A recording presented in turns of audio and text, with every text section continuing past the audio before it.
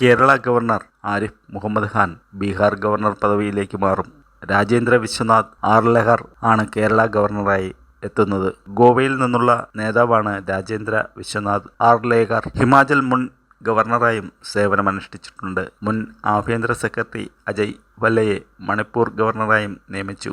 ഇത് സംബന്ധിച്ച ഔദ്യോഗിക പ്രസ്താവന രാഷ്ട്രപതി ഭവൻ പുറത്തിറക്കിയിട്ടുണ്ട്.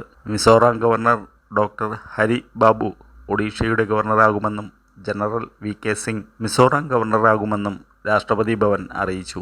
കഴിഞ്ഞ സെപ്റ്റംബർ 5-ന് ആരിഫ് മുഹമ്മദ് ഖാൻ കേരള ഗവർണർ പദവിയിൽ 5 വർഷം പൂർത്തിയാക്കിയിരിക്കുന്നു. അദ്ദേഹത്തിൻ്റെ പദവി മാറ്റം ഉടനുണ്ടാകുമെന്ന സൂചനകളും പുറത്തു വന്നിരുന്നു. അതിനിടെയാണ് ഔദ്യോഗിക ഉത്തരവുണ്ടായത്. കേരള സർക്കാരും ആരിഫ് മുഹമ്മദ് ഖാനും തമ്മിലുള്ള ഭിന്നതകൾ തുടരുന്നതിനിടെയാണ് പദവി മാറ്റം. 2019 സെപ്റ്റംബർ 6-നായിരുന്നു ആരിഫ് മുഹമ്മദ് ഖാൻ കേരളത്തിൻ്റെ ഗവർണറായി ചുമതലയേറ്റത്. 5 വർഷവും 104 ദിവസവും കേരള ഗവർണറായി സേവനമനുഷ്ഠിച്ചതിന് ശേഷമാണ് ബീഹാറിലേക്കുള്ള ചുമതല മാറ്റം.